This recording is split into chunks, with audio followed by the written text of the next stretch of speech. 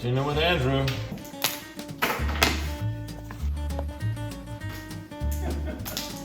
Blooper reel. Ready? Welcome to Dinner with Andrew. I'm Andrew, and tonight we're gonna have bucatini alla matriciana. I'm gonna teach you how to say it and show you how to make it. Let's go!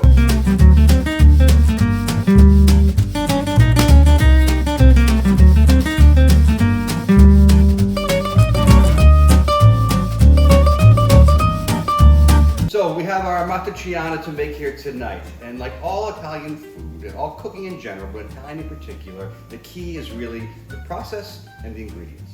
The ingredients for this pasta dish are really quite simple. We're talking about pasta, bucatini pasta, which is, I'll show you in a minute, is a special kind of pasta with a hole in the middle, which is bucatini means little hole. Okay? The sauce is a little bit of tomato, a little bit of guanciale, which is hog jowl, right? It's the source of our fat for this dish.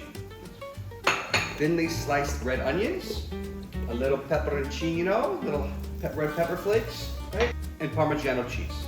Bucatini alla matriciana comes from the town of Amatrici. It's in the region of Lazio, which is outside Rome. This is one of the classic Roman pastas. We know carbonara, we know cacio e pepe, right? Bucatini alla matriciana is my favorite among them all. I think it's the perfect balance of tomato and fat and brightness and basil we're going to add later. The red onions caramelized, it's got a sweet texture to it, a bitterness of spice from the pepperoncino. I mean, it's a spectacular pasta, my all-time favorite. You're going to try it, but you got to know how to say it first, right? Bucatini is easy enough. That's the pasta we're going to use, which is this pasta here. Bucatini, little hole. Right? Amatriciana is a little harder to say. Right? Amatrici, as I mentioned, is a town in the hills heading from Lazio towards the Adriatic coast. Right? It was devastated by an earthquake a number of years ago, and the whole town was turned to rubble. But what they did, in order to sort of sustain one of their main sources of income, was rebuild a pavilion outside of town. We can still stop there and get pasta. Amatriciana or gricia, which is the same thing as this, sans the tomatoes. They're both spectacular. Right? But first, master the amatriciana, then do the gricia. But amatriciana, you gotta say it right? Easy enough. Ma, like ma, right? Tri, which is kind of like tree with like 3 R's, right? Tri, ciana, right? Ciana, amatriciana. Work on it, it'd be great for your Italian practice. All right, so here we go. The guanciale has been rendered down, right? Slow. Look how slowly this is cooking down. If you do it too fast, it's gonna burn, then it's gonna be no good. So, nice and slow, render it down. Once it's completely rendered, and the minute before it burns, you collect it all up, scoop it out, save it. In a bowl. You're gonna get ready to caramelize these beautiful red onions into the rendered guanciale juice, as I will call it for our purposes, but it's just the fat from the cheek. Right. These onions I slice really thin, and we're going to cook them down. See the nice sound of that? That's a good sound, right? Part of cooking is also audio, right? We're smelling things and seeing things, we're also listening to things, and that's the sound you want, right? These are going to cook down gently for a few minutes, and I'll show you what it looks like.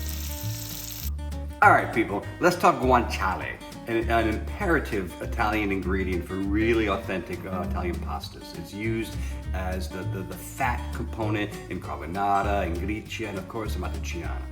Guanciale is the jowl of a hog, right? It is cured, right, and used in these dishes like you might use pancetta or bacon, and you can use pancetta or bacon and we'll still be friends. But you really want to try and find guanciale. It is by far a more superior product, and we know that ingredients are the key to authentic and most exquisite Italian cuisine. If you can't find guanciale at your local butcher or specialty store, ask them first to see if they can get it for you. If they can't, you can get it from a place in Virginia. There's a guy from Siena, from Tuscany, who makes it in the hills of Virginia. It's called Terra di Siena, TerraDiSiena.com, right? You can order it, and you can order from him, and he'll ship it to your house, right? What you do is you cut these matchsticks out of it, right? And you render them down slowly, as we showed you already. Right? Trust me, for this recipe, for a pound of pasta, you need about a quarter of a pound of guanciale. Okay, trust me, you'll thank me. All right, as you can see, our onions have caramelized in the guanciale fat. I would eat this just right now with a spoon if I didn't want to be gauche. Okay?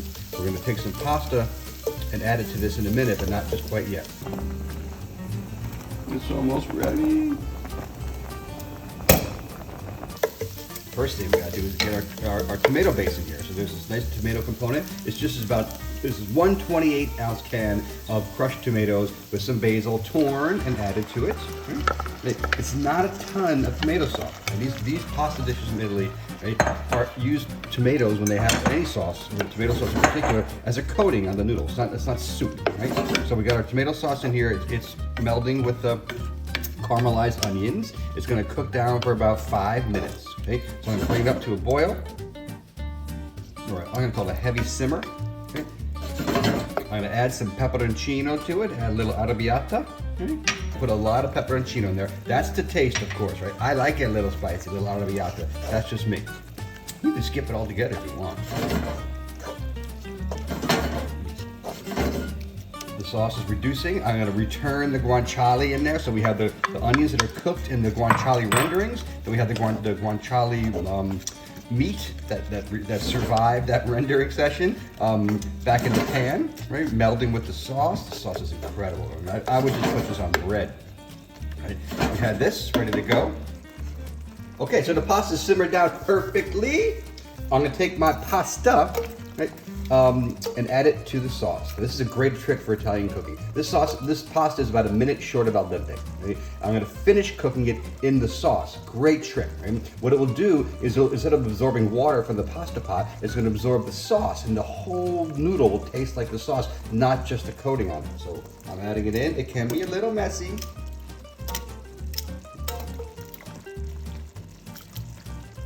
It's also adding some of the water from the pasta, which is going to thicken the sauce. Right? We have that starchy water. Right? This is a great trick for your carbonara, for your gricia, for any pasta. Right?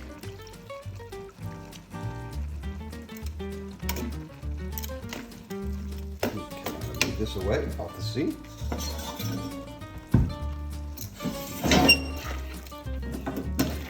I got the pasta now finishing in the sauce. And look how the ratio of sauce to noodle.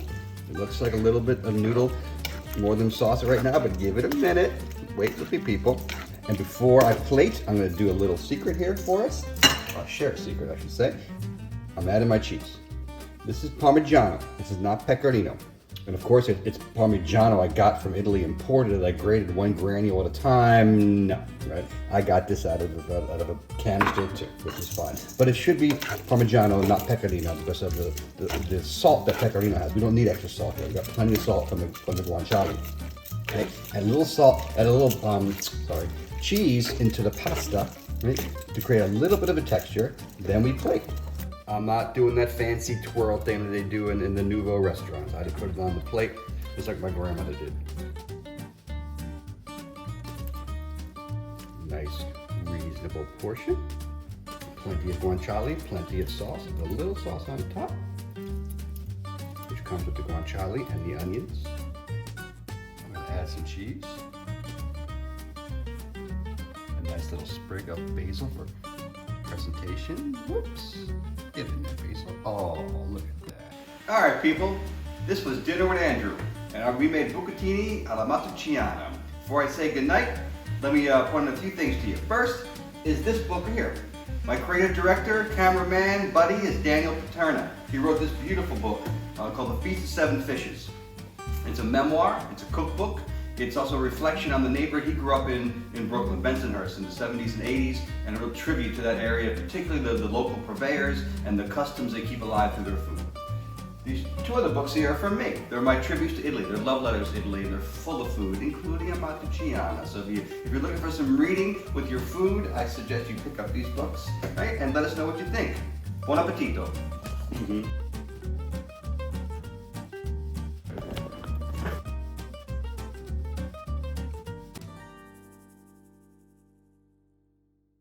It's the howl,